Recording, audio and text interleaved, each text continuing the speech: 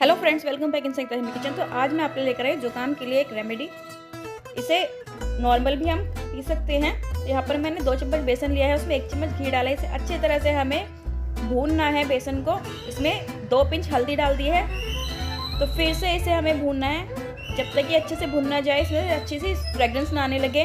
तो अच्छी फ्रेगरेंस आने के बाद इसमें मैंने 1 गिलास दूध डाल दिया है। आप जितनी क्वांटिटी बनाना चाहे उतनी क्वांटिटी बना सकते हैं।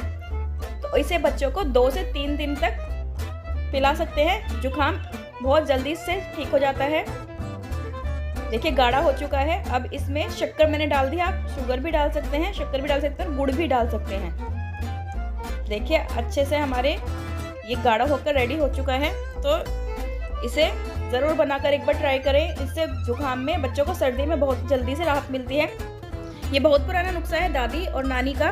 तो इसी तरह के रेसिपीज के लिए चैनल सब्सक्राइब जरूर करें, बेल के वीडियो को लाइक जरूर करें। Thank you friends.